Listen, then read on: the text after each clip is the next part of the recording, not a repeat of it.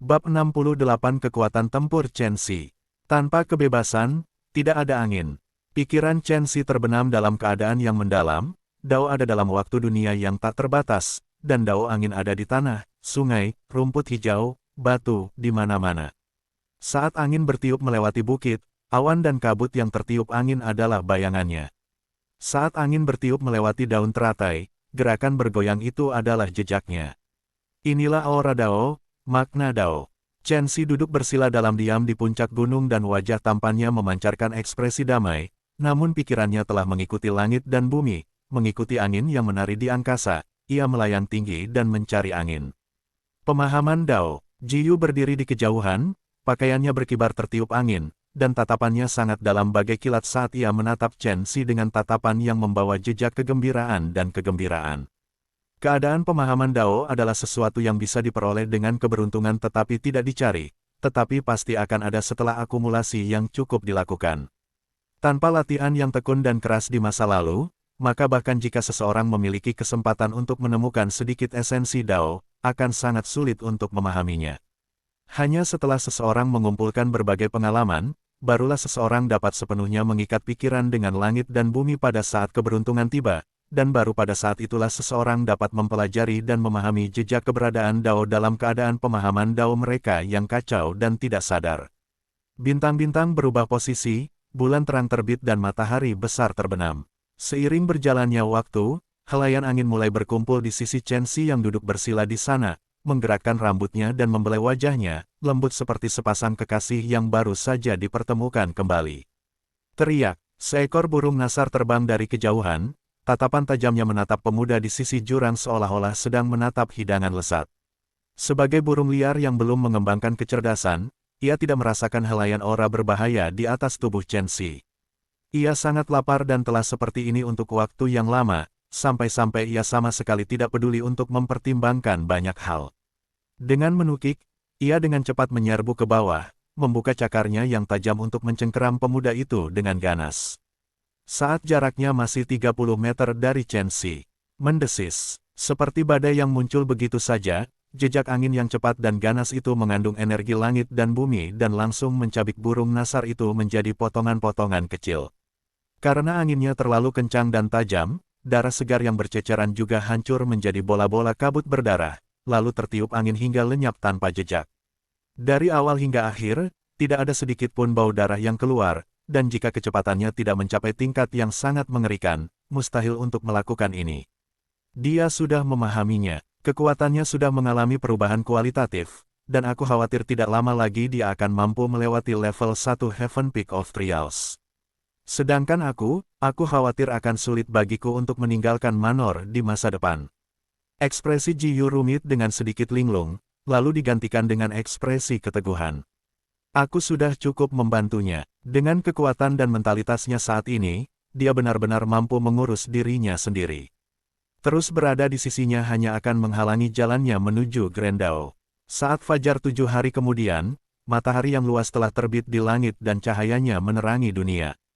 Chen Xi, yang duduk bersila di sisi jurang, membuka matanya, dan sudut mulutnya memperlihatkan sedikit senyuman. Suara mendesing. Pada saat berikutnya, Chen Xi tampak tidak bergerak, namun sosoknya sudah muncul di udara, dan sepasang sayap yang terbentuk dari angin kencang tampak muncul dari udara tipis di belakangnya. Dia langsung melesat menembus langit, dengan sengaja melayang di udara, dan di bawah sinar matahari pagi, sosok yang berputar-putar seperti sambaran petir dan memecah aliran udara yang tak terhitung jumlahnya di dalam awan tampak seperti sosok yang seperti mimpi. Angin, kebebasan, sosok Chen Xi menjadi lebih lincah, lebih bebas dan santai, seluruh tubuhnya seperti angin yang berkibar, memiliki jejak yang tidak jelas sehingga menyebabkan sosoknya sulit ditemukan. Bercocok tanam jauh di pegunungan sambil terisolasi dari dunia luar menyebabkan waktu berlalu begitu cepat tanpa terasa. 3 bulan berlalu dengan cepat. Dari rasa cemas dan gelisah sejak awal, suasana hati Mukui berangsur-angsur menjadi tenang. Raja Kera Hitam Gua Air tidak muncul setelah waktu yang sangat lama, dan ini menyebabkan Mukui semakin yakin bahwa Xiong Pi menipunya dan menipu senior Chen Xi. Bahwa Liu sama sekali bukan bawahan terpercaya Raja Kera Hitam, karena jika Raja Kera Hitam adalah orang yang ingin membalas dendam atas keluhan sekecil apapun, lalu bagaimana mungkin dia membiarkan senior Chen Xi hidup selama 3 bulan? Tidak mungkin satu gunung bisa menampung 2 harimau. Omong kosong. Mo Kui memegang kendi anggur sambil bersandar dengan nyaman di depan kediaman dan terus-menerus minum sepuasnya. Ia menyukai hari-hari seperti ini, tenang dan damai. Senior Chen Xi sedang menjaga benteng di puncak gunung. Ia tidak perlu khawatir bahwa iblis-iblis besar lainnya di dekatnya akan datang mengganggu atau menelan wilayah kekuasaannya. Suara mendesing. Sosok muncul dari udara tipis dengan kecepatan seperti teleportasi, dan itu membuat Mo Kui ketakutan hingga tubuhnya menjadi kaku dan kendi anggur di tangannya jatuh dengan bunyi berdenting. Ketika dia fokus dan melirik, itu adalah senior Chen Xi. Mo Kui tidak bisa menahan rasa malu. Aku mungkin sedang dalam kondisi yang sangat menyedihkan sekarang, bukan? Namun, kecepatan senior Chen Xi benar-benar terlalu cepat. Dia muncul di hadapanku dalam sekejap mata, siapa yang tidak akan takut setengah mati. Siapkan kuas dan sepiring tinta untukku. Chen Xi memasuki kediaman begitu dia selesai berbicara. Oh, baiklah, tunggu sebentar, senior. Mo Kui menghentakkan kaki ke lantai dan bangkit, lalu mulai bersiap dengan cepat, namun dia diam-diam penasaran di dalam hatinya. Apa yang ingin dilakukan senior Chen Xi? Di dalam kediamannya, Chen Xi mengeluarkan sebuah buku dari cincin penyimpanannya. Itu bukanlah sebuah metode kultivasi, melainkan sedikit keuntungan dan pengalaman yang diperolehnya dari kultivasi. Setelah merenung cukup lama dalam benaknya, Chen Xi mengambil kuas dan mencelupkannya ke dalam tinta, lalu perlahan-lahan menuliskan semua pengalaman dan perubahan dalam pikirannya saat ia berkultivasi selama kurun waktu tersebut. Teknik kuasnya bebas dan anggun, namun auranya kuat dan tajam, setiap kata yang ditulisnya ditulis dengan sangat indah, menghasilkan gambaran yang nyata. Peningkatanmu selama kurun waktu ini memang luar biasa. Setelah Chen Xi selesai menulis, Jiyu melayang di udara ketika dia muncul dan mengangguk sambil menilai. Chen Xi bahkan tidak mengangkat kepalanya sebelum mengeluarkan selembar kertas, lalu dengan cepat menulis sebaris kata dengan bunyi, Swiss, dan memberikannya kepada Jiyu. Semenjak ia berlatih ilmu gerakan dan ilmu pedang, Jiyu telah meminta agar ia meluangkan waktu 1 hari dalam setiap bulan untuk melakukan introspeksi diri, guna memahami perubahan kekuatannya dan merangkum pengalaman bertarungnya. Kertas-kertas yang digunakan untuk menulis ujian diri ini disebut oleh Chen Xi sebagai buku harian refleksi diri. Jangan menulis hal semacam ini lagi di masa mendatang. Jiyu berhenti membaca dan mengembalikan kertas itu kepada Chen Xi. Introspeksi diri dilakukan demi mendorong peningkatan diri dan menghindari penyimpangan dari jalan yang benar. Sekarang setelah kamu membangun landasan Dao dan benar-benar melangkah ke jalan menuju keabadian, tidak ada gunanya lagi menulis hal-hal ini. Yang perlu kamu lakukan adalah memahami Dao surgawi dan tetap setia pada hatimu. Pahami Dao surga dan tetaplah setia pada hatiku. Chen Xi mengulanginya dan tampak seolah-olah dia telah memikirkan sesuatu. Dia baru sadar kembali setelah beberapa saat, lalu dia teringat sebuah pertanyaan yang membuatnya bingung saat ini dan langsung bertanya. Senior, bolehkah aku bertanya bagaimana kekuatanku saat ini, dan bagaimana jika dibandingkan dengan para kultivator alam istana Valet lainnya? Bagaimana menurutmu? Jiyu menjawab dengan sebuah pertanyaan. Chen Xi berpikir sejenak lalu menggelengkan kepalanya. Aku hanya bertarung dengan Li Huai yang berada di alam istana Valet, terlebih lagi, aku hanya berada di tahap kesempurnaan alam bawaan saat itu. Aku benar-benar tidak dapat membuat perkiraan yang akurat dalam aspek ini. Chen Xi memang tidak dapat memperkirakan kekuatan tempurnya sendiri, karena secara tegas, ia memiliki 2 metode pertempuran. Salah satu metode adalah sekolah pemurnian tubuh Dewa Iblis yang mengandalkan kekuatan tubuhnya untuk melakukan pertempuran jarak dekat. Metode lainnya adalah sekolah pemurnian Qi yang setelah menjalani beberapa hari latihan keras telah mampu mengeksekusi teknik pedang dan teknik gerakan di tahap wawasan Dao. Namun, karena kurangnya pertempuran dengan para kultivator alam istana Valet, kekuatan tempurnya terkadang kuat dan terkadang lemah, jadi tidak mudah baginya untuk sampai pada suatu kesimpulan. Membunuh kultivator alam istana Valet biasa seperti membunuh ayam dan monyet. Jiyu mengucapkan kata-kata yang mengejutkan. Bahkan jika Chen Xi sudah siap secara mental sejak lama, dia tetap tidak bisa menahan rasa takjub. Seperti membunuh ayam dan monyet. Mungkinkah aku sudah sekuat ini? Apakah kamu sangat terkejut? Kamu harus tahu bahwa teknik pedangmu sudah mengandung seutas wawasan Dao, dan seorang kultivator alam istana Valet biasa hanya akan berada pada tahap kesatuan. Hanya dalam hal teknik pedang, kekuatanmu telah melampaui sebagian besar kultivator alam Istana Valet. Beralih ke kultivasi Anda. Dalam aspek pemurnian Ki, kamu sudah memiliki pencapaian bintang pertama alam Istana Valet, dan teknik bangau es sangat indah dan cerdik. Sejauh yang aku ketahui, itu juga merupakan teknik kultivasi Ki yang berharga, tetapi sayangnya, itu hanya mencatat teknik kultivasi untuk 9 level alam Istana Valet. Bahkan saat itu, terlepas dari apakah itu kekuatan atau volume, esensi sejatimu jauh dari sesuatu yang dapat dibandingkan dengan seorang kultivator alam Istana Valet biasa. Ji Yu berbicara dengan semangat dan keyakinan, lalu dia mengungkapkan sedikit penyesalan.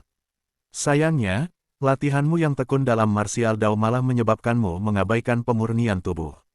Jika kamu dapat mencapai alam Istana Valet dalam pemurnian tubuh dan memadatkan diagram bintang dari tanda-tanda dukun, kekuatanmu akan meningkat setidaknya 20%. Tentu saja, dengan mengandalkan kekuatan persepsi jiwamu saat ini, sudah cukup bagimu untuk mengembangkan teknik serangan jiwa ini, Godly Illusion. Jika kamu mampu menguasainya sepenuhnya, peluangmu untuk menang melawan musuh akan meningkat pesat. Ji Yu segera kembali normal dan terus menganalisis kekuatan tempur Chen Xi untuknya.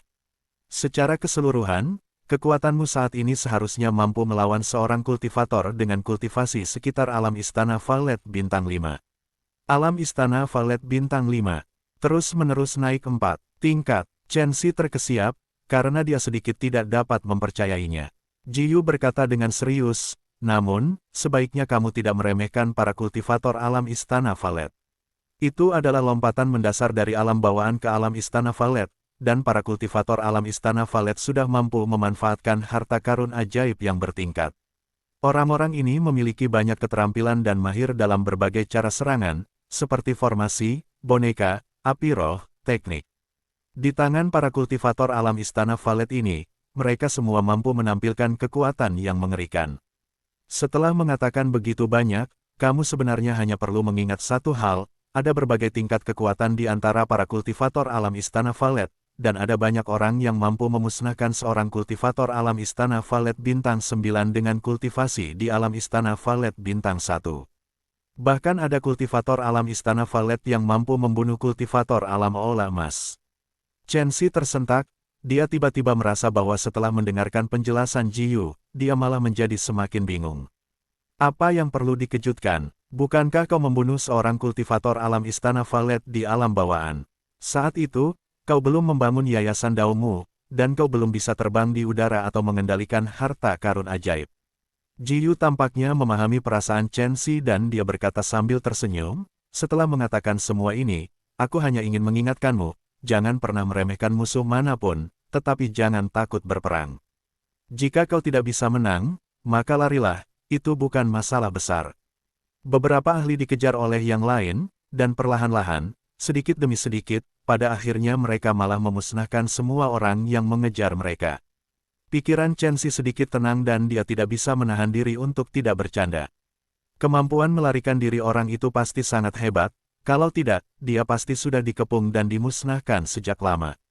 Memang benar, aku ingat ahli itu bermarga Han, dan orang-orang memberinya julukan, si cepat Han, tapi sayangnya, itu adalah sosok dari sebelum era purba. Mata Ji Yu menunjukkan ekspresi kenangan saat dia mendesah dengan emosi yang dalam, lalu dia mengganti topik pembicaraan dan berkata, aku sarankan kamu menghabiskan waktumu untuk menyempurnakan tubuh dan mengolah jiwamu mulai hari ini dan seterusnya. Begitu penyempurnaan tubuhmu mencapai alam Istana Valet, kamu seharusnya bisa melewati level pertama puncak ujian surga. Tingkat pertama dari Heaven Peak of Trials. Chen Xi menundukkan kepalanya untuk melirik telapak tangannya, dan di bawah kulit dan dagingnya, pola liontin giok dapat terlihat samar-samar. Banyak adegan yang diam-diam terlintas di benaknya. Ibunya, Zuo Qiusui, meninggalkan jejak spiritual dan alam rahasia bintangnya, sungai yang bergelombang tempat senior Ji Yu bersembunyi, puncak surga yang gelap dan curam yang berdiri di tengah sungai dan menjulang tinggi ke awan. Bab 69 datang mengetuk. Jauh di dalam pegunungan, di Moonhole Ridge. Moonhole Ridge menempati area seluas 5.000 km. Gunung itu berdiri rendah, namun tampak seperti raksasa kuno yang tergeletak di tanah, memancarkan aura yang sunyi, berdarah, dan kuat, seolah-olah ia adalah raja negeri itu dan memandang rendah dunia. Tempat ini adalah kediaman Raja Rock, Zhan Feng. Ki iblis yang pekat di sini menjelma menjadi banyak pilar asap lurus yang menjulang ke angkasa dan membentuk gumpalan awan hitam yang menyelimuti area di bawah langit sepanjang tahun, seakan-akan sedang memperlihatkan kekuatan mengerikan dari pemiliknya. Pernahkah kau mendengar, raja kita bergabung dengan 4 raja iblis lainnya kali ini, dan mereka menghabiskan waktu 3 bulan untuk menangkap 8 pembudidaya manusia sekaligus. Bagaimana mungkin aku tidak tahu tentang peristiwa yang sensasional seperti itu? Aku bahkan mendengar bahwa raja bermaksud untuk memurnikan 8 kultivator manusia itu menjadi kuali pil obat. Pil obat, tidak heran raja tidak membunuh mereka, jadi itu demi memurnikan pil obat. Set, pelan-pelan, kamu mau mati, lihat dengan cepat, itu, Raja Elang Petir dari Gunung Tembaga dan Raja Kera Hitam dari Gua Aqua. Di area luar Moonhole Ridge, 2 iblis besar yang berpatroli berbisik-bisik sambil berdiskusi. Seolah menyadari sesuatu, mereka tiba-tiba mengangkat kepala dan melihat ke arah langit. Di sana, 2 sosok yang diselimuti ki iblis yang mengepul melangkah di atas awan dan kabut saat mereka dengan cepat melesat ke kejauhan seperti meteor. Sueyu, mengapa kau mengikutiku? Di udara, sosok yang dipenuhi ki iblis tiba-tiba berhenti sebelum menoleh ke belakang dengan ekspresi muram. Dia mengenakan jubah hijau dan berambut putih, memiliki penampilan yang tampan. Yang mengejutkan adalah Raja Kera Hitam Gua Aqua, Yuan Tong.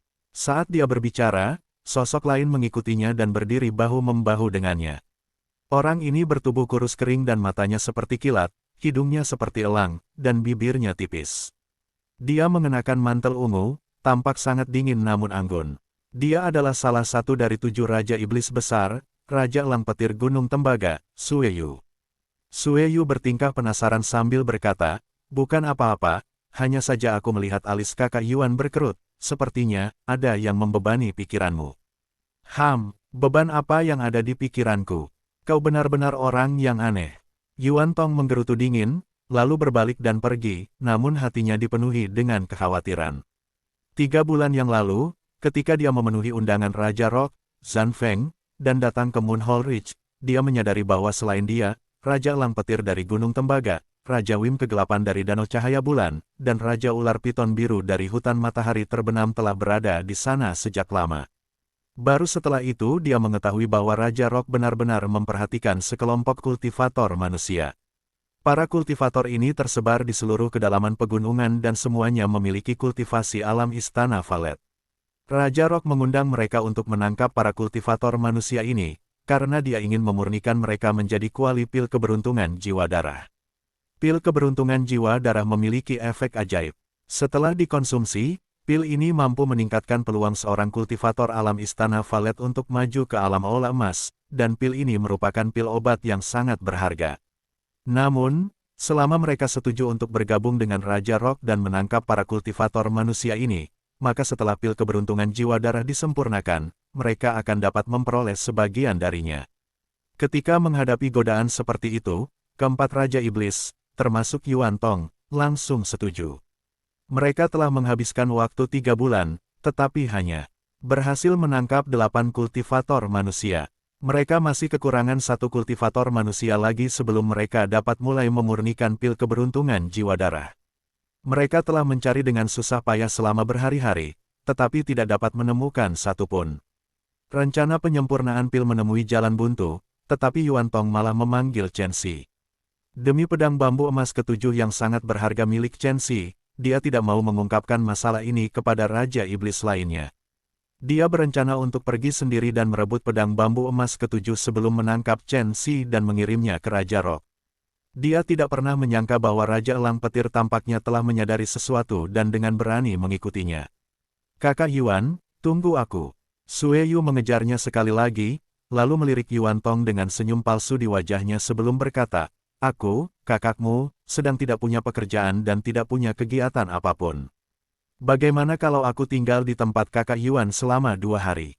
Kemarahan tampak di wajah Yuan Tong, lalu dia menarik napas dalam-dalam dan berkata dengan dingin, Sueyu, jika kamu ingin mengatakan sesuatu, katakan saja terus terang. Apa gunanya bertele-tele? Sueyu menggosok kedua telapak tangannya dan tertawa keras. Bagus, karena kakak Yuan sudah mengatakan ini, maka adik kecil akan jujur saja. Kudengar masih ada seorang kultivator manusia yang bersembunyi di Gunung Pelukan Bulan. Aku ingin tahu apakah itu benar. Kau, hati Yuan Tong hancur dan dia pun marah. Kau menempatkan informan di wilayahku. Sueyu tertawa dan menjawab dengan sebuah pertanyaan. Kakak Yuan, bukankah kamu juga sama? Wajah Yuan Tong membeku, namun dia tidak bisa berkata apa-apa. Wilayah kekuasaannya berada tepat di sebelah wilayah kekuasaan Sueyu. Demi saling waspada, untuk mencegah pihak lain mengambil alih wilayah kekuasaan mereka menempatkan informan di wilayah kekuasaan masing-masing. Masalah ini adalah sesuatu yang sudah diketahui oleh mereka berdua. Kakak Yuan, jangan terlalu sensitif. Aku sama sekali tidak berniat bertarung denganmu untuknya. Sekarang pil keberuntungan jiwa darah hanya kekurangan satu kultivator alam Istana Ungu sebelum dapat disempurnakan. Jika kita berdua membawa orang ini kembali ke Raja Rock, itu pasti akan menjadi pahala yang besar. Setelah pil obat disempurnakan, kita berdua akan dapat memperoleh sedikit lebih banyak, kan? Baiklah, aku setuju. Tapi setelah kita menangkap anak itu, semua harta bendanya akan menjadi milikku. Kalau tidak ada ruang untuk membahas masalah ini lebih lanjut.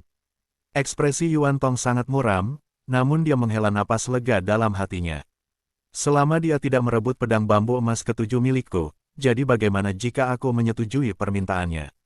Kakak Yuan memang terus terang seperti yang diharapkan.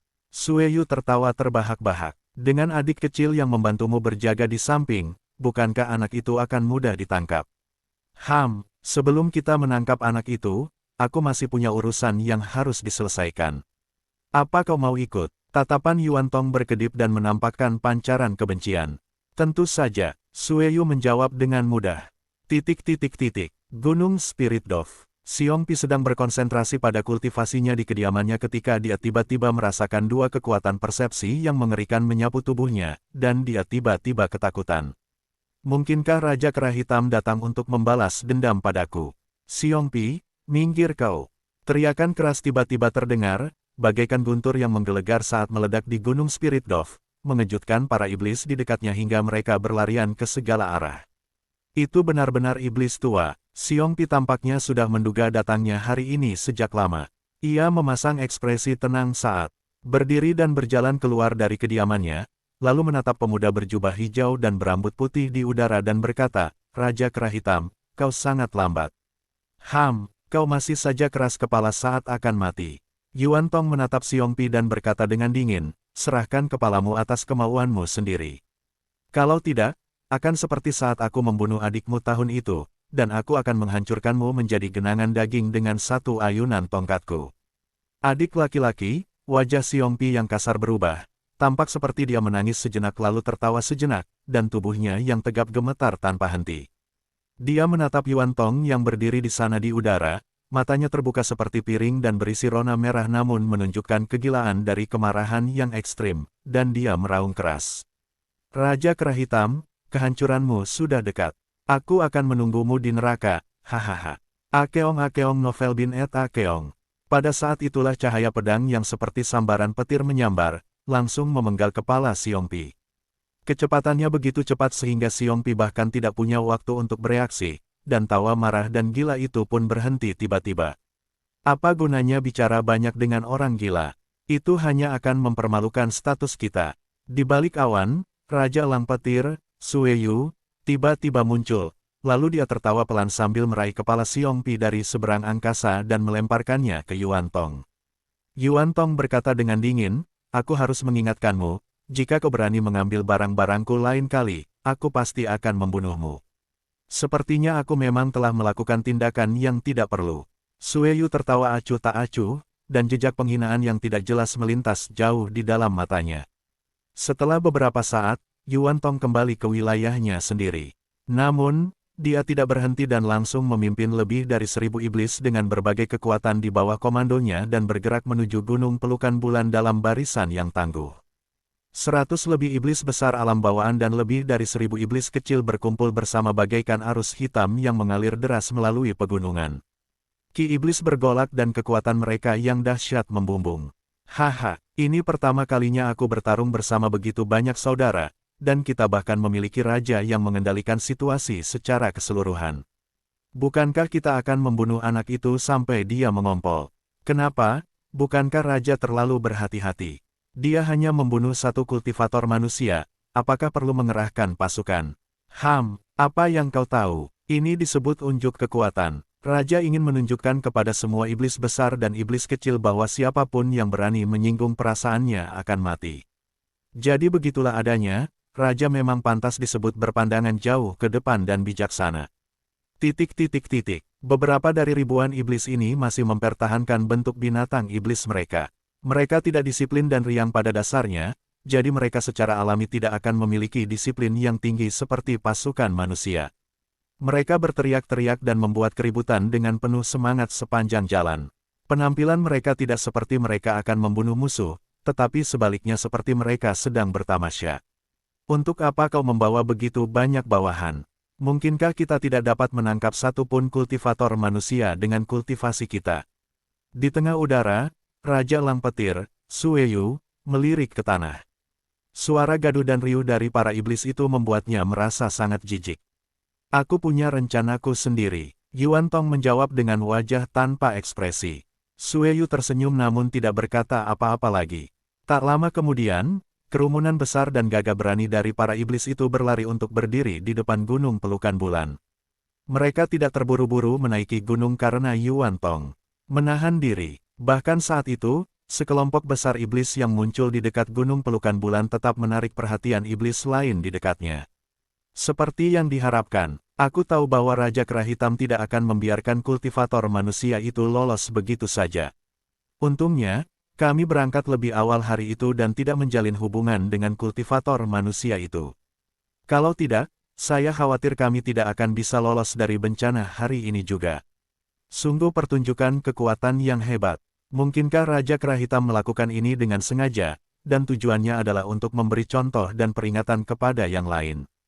Kita celaka. Raja Kera Hitam akhirnya tidak sanggup lagi menahannya dan ingin membersihkan gunung pelukan bulan. Banyak tatapan mata yang tertuju ke sini secara serempak. Hampir semua iblis yang berkultivasi di dekat gunung pelukan bulan tahu bahwa seorang kultivator manusia alam istana Valet tinggal di gunung pelukan bulan. Ketika mereka melihat pemandangan ini, bagaimana mungkin mereka tidak tahu apa yang akan terjadi?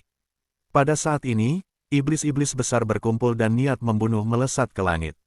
Dalam radius 50 km di sekitar gunung pelukan bulan, aura yang menindas dan membunuh diam-diam menyebar ke udara. Badai akan datang.